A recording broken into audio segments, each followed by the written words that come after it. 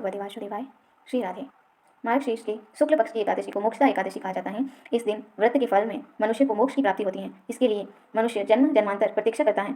मोक्षदा एकादशी के दिन ही गीता जयंती मनाई जाती है। इस दिन भगवान श्री कृष्ण के मुख से पवित्र भगवत गीता का जन्म हुआ था। मोक्षदा एकादशी का सार भगवान श्री कृष्ण ने सवै अर्जुन से कहा था। इस पवित्र दिन की कहानी भगवान के मुख से ही उद्धृत हुई थी। इस व्रत का उद्देश्य पितरों को मुक्ति दिलाना है। इससे मनुष्य के पूर्वजों को मोक्ष मिलता है। उनके कर्मों एवं बंधनों से उन्हें मुक्ति मिलती है। यह एकादशी व्रत भी हरि के नाम से रखा जाता है। इसके प्रताप से मनुष्य के पापों का नाश होता है और मनुष्य के मृत्यु के बाद उसका उद्धार होता है। आइए इसकी विधि को जानते हैं। इस दिन भगवान विष्णु और उनके कृष्ण अवतार दोनों की पूजा की जाती है। एकादशी के दिन प्रातःकाल उठकर स्नान कर साफ वस्त्र पहने और व्रत का संकल्प ले। एक चौकी पर लाल कपड़ा बिछाएं और भगवान विष्णु और श्री कृष्ण की स्थापना करें। लाल या पीले कपड़े में लपेटकर गीता की नई प्रति की स्थापना करें। अब फल, मिष्ठान और पंचामृत अर्पित करें और श्री कृष्ण के मंत्रों का जाप करें। गीता का संपूर्ण पाठ या अध्याय 11 का पाठ करें। तत्पश्चात भगवान विष्णु की कथा, चालीसा, विष्णु सहस्त्र नाम का पाठ करें। आरती करें। अंत में अपनी कामना पूर्ति की प्रार्थना करें। व्रत का समापन द्वादशी तिथि की सुबह ब्राह्मणों को अन्न का दान और दक्षिणा देने के बाद। अब हम कथा सुनेंगे। महाभारत के युद्ध का मैदान था और महाभारत युधिष्ठिर के अनुज अर्जुन सामने अपने बुजुर्गों को देखकर उनके विरुद्ध शस्त्र उठाने का साहस नहीं जुटा पा रहे थे। तब महाराज युधिष्ठिर ने कहा, हे भगवान, आप तीनों लोगों के स्वामी, सबको सुख देने वाले और जगत के पति हैं। मैं आपको नमस्कार करता हूँ। हे देव, आप सबके हितैषी हैं। अतः मेरे संशय को दूर कर मुझे बतलाइए कि मार्गशीर्ष एकादशी का क्या नाम है। इस दिन कौन से देवता का पूजन किया जाता है और उसकी क्या विधि है, कृपया मुझे बतलाइए। भक्तवत्सल भगवान श्री कृष्ण कहने लगे कि धर्मराज, तुमने बड़ा ही उत्तम प्रश्न किया है। इसके सुनने से तुम्हारा यश संसार में फैलेगा। मार्गशीर्ष शुक्ल एकादशी अनेक पापों को नष्ट करने वाली एकादशी है। इसका नाम मोक्षदा एकादशी है। इस दिन दामोदर भगवान की धूप, दीप, नैवेद्य आदि से भक्तिपूर्वक पूजा करनी चाहिए।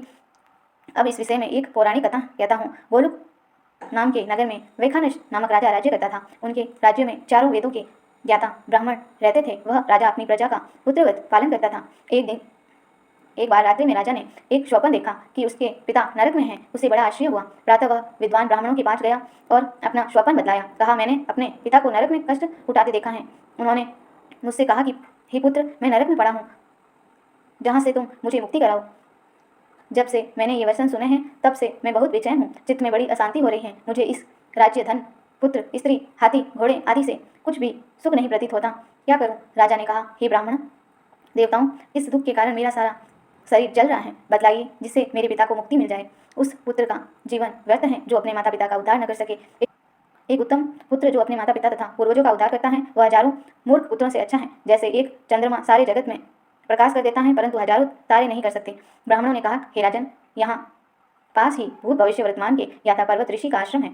आपकी समस्या का हल वे जरूर करेंगे। ऐसा सुनकर राजा मुनि के आश्रम पर गया। उस आश्रम में अनेक शांत चित्त योगी और मुनि तपस्या कर रहे थे। उस जगह पर्वत मुनि बैठे थे। राजा ने मुनि को साष्टांग दंडवत किया। मुनि ने राजा से सांगोपांग कुशल पूछी। राजा ने कहा कि महाराज, आपकी कृपा से मेरे राज्य में सब कुशल है, लेकिन अकस्मात मेरे चित्त में अत्यंत अशांति होने लगी है। ऐसा सुनकर पर्वत मुनि ने आंखें बंद की और भूत विचारने लगे। फिर बोले, हे राजन, मैंने योग के बल से तुम्हारे पिता के कुकर्मों को जान लिया है। उन्होंने पूर्व जन्म में कामातुर होकर एक पत्नी को रति की, किंतु श्रौत के कहने पर दूसरी पत्नी को ऋतुदान मांगने पर भी नहीं दिया। उस पाप कर्म के कारण तुम्हारे पिता को नरक में जाना पड़ा है। तब राजा ने कहा, इसका कोई उपाय बतलाइए। मुनि बोले, हे राजन, आप मार्गशीर्ष एकादशी का उपवास करें और उस उपवास के पुण्य को अपने पिता को संकल्प करके दें। उसके प्रभाव से आपके पिता की अवश्य ही नरक से मुक्ति होगी। मुनि के ये वचन सुनकर राजा महल में आया और मुनि के कहने अनुसार कुटुंब सहित मोक्षदा एकादशी का व्रत किया। इससे उपवास का पुण्य उसने पिता को अर्पण कर दिया। उसके प्रभाव से उनके पिता को मुक्ति मिल गई और स्वर्ग में जाते हुए वे पुत्र से कहने लगे, हे पुत्र, तेरा कल्याण हो। यह कहकर स्वर्ग चले गए। मार्गशीर्ष मास की शुक्ल पक्ष की एकादशी का जो व्रत करते हैं उनके समस्त पाप नष्ट हो जाते हैं।